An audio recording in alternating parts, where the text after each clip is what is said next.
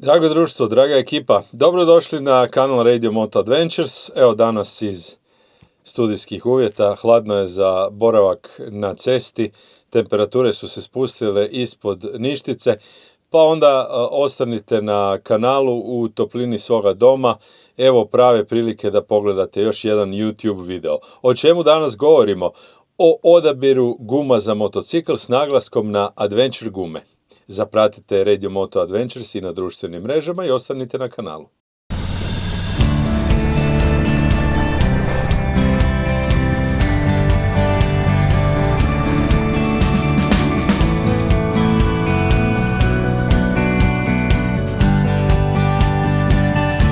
Adventure motocikli su u današnje vrijeme dosta popularni.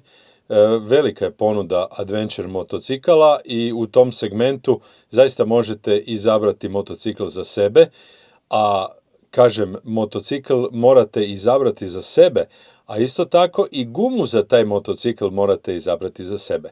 Neko će voziti više asfaltiranim putevima, a neko više voli sići s ceste na neki makadam ili čak šumski put, pa onda shodno tome treba odabrati i pravu gumu, jer nije to ista guma, nemojmo se zavaravati. Adventure motocikli, od njih očekujemo da rade sve. I da se vozite po asfaltu, i po makadamu, i po lošoj cesti, i po kiši, i po hladnom vremenu, da vozite u dvoje, da vam je jako udobno na motoru i da prevaljujete velike razdaljine. Sve to mora jedan dual sport adventure motocikl. Kakva bi trebala biti guma? Kad birate gumu za adventure motocikl, onda sami sebi recite, ja vozim uglavnom i 3 točkice. Sad, ja vozim uglavnom po cesti i većina nas vozi uglavnom po cesti, a rijetko kad siđem na neki makadam. Motor od 250 kg kojeg ja vozim jako lijepo i fino ide po lošim cestama. Ima jako dobru suspenziju, ali je malo pretežak da bi se s njim vozio po nekim uskim šumskim puteljcima i stazicama. Mogu zalutati slučajno, ali nije mi to nekakva ideja da se tamo nađem. S kojom idejom sam kupio adventure motocikl? Kupio sam ga s idejom da odem u prirodu, a kad odemo u prirodu onda znate da nisu ni sve ceste ni svi putevi asfaltirani, pa onda adventure motocikl će vam pomoći da prođete i kroz takve puteve. Kako je dobra ponuda adventure motocikala, tako je onda dobra i ponuda guma za adventure motocikle, jer kako netko reče, danas nema loše gume, samo postoji bolja. Ja ću još dodati, usudio bi se reći da je i najlošija nova guma bolja od neke najbolje koju je već vrijeme stisnulo i koje su iscurili resursi. A kako resursi mogu iscuriti na gumi? Reći ćete, ma doma je stajala, jedva sam se vozio, nisam uopće s njom napravio puno kilometara. Guma ne bi smjela biti starija od 5, neki kažu 6, ali 5 godina. Guma ima na sebi dot broj koji vam označava, to su zadnja 4 broja, koja označavaju tjedan i godinu proizvodnje te gume. I gledajte da ako je guma starija od 5 godina, da ju onda ne montirate na motocikl, ili ako vam je na motociklu, da ju isto tako i zamijenite. Nema smisla, ako sam već kupio adventure motocikl, da onda na njega stavljam cestovne gume. Cestovna guma je zaobljena i ona će na makadamu biti vrlo sklizava, jednostavno ćete biti nesigurni. A recimo guma 80-20, koja je najčešći i najdominantniji oblik adventure gume, je korektna, ima zatvoreniji profil, tiša je na asfaltu u vožnji, ima bolju stabilnost u zavojima i recimo dulji vijek trajanja. Adventure gume, odnosno bilo koja guma na motociklu, bi trebala izdržati od nekakvih 12 do 20 tisuća kilometara, tako kažu kolege da im izdrže gume.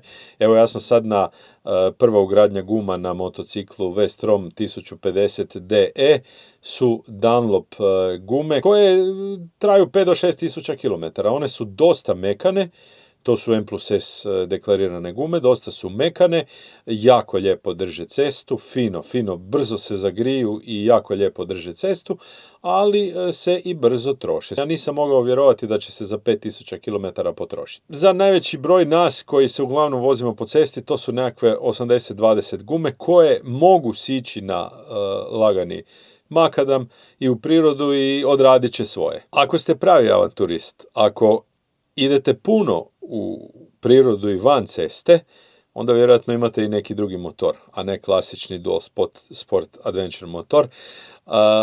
Ali za vas su tada gume 50-50, recimo. One su na asfaltu nešto glasnije, one su manje precizne, ali su još uvijek sigurne i na asfaltu. Na makadamu pak daju bolju kontrolu, dopuštaju bolje kočenje i ne plivaju onako odmah. Ovo su gume za vozače koji stvarno silaze s ceste. Imate i 30-70 gume, ali dobro, to je sad proizvođačke specifikacije su različite.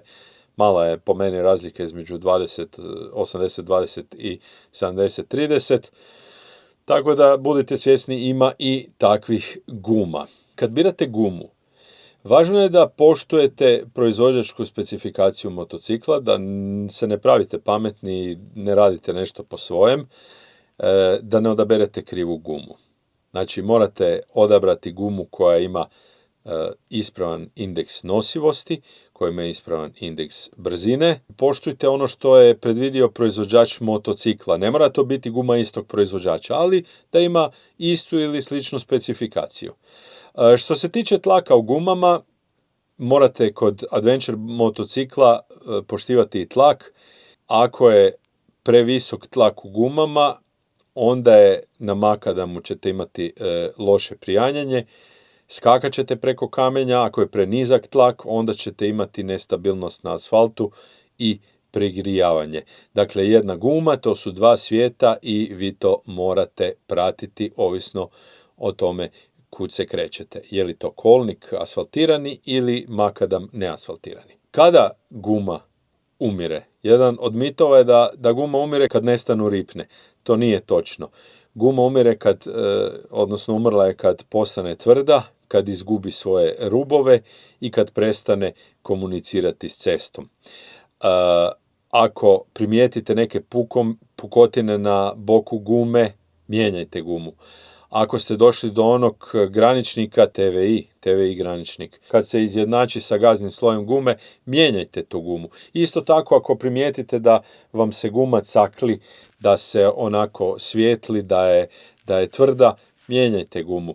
Ja primjerice, čim primijetim da mi guma u nekom zavoju ili na mokrome, na kiši lagano proskliže, da mi onako zapleše, odmah mijenjam tu gumu.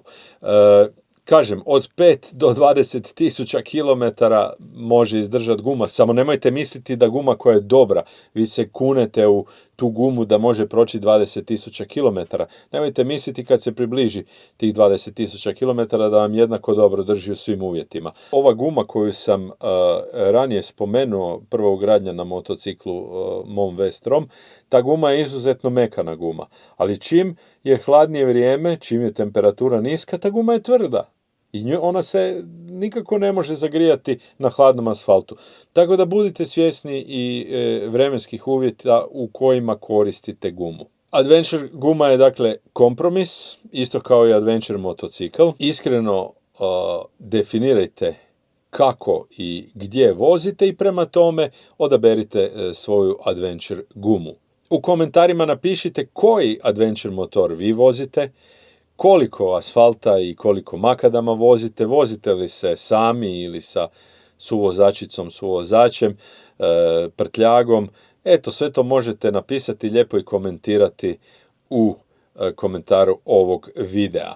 Ako vam se sviđa ovakav video, ako vam je pomogao da prezimite zimu, da lakše dočekate proljeće kad ćete sjesti na svoga ljubimca, a i saznali ste možda neke korisne informacije, zapratite Radio Moto Adventures na YouTubeu, na Facebooku, na Instagramu i do nekog idućeg videa. Pozdrav vam!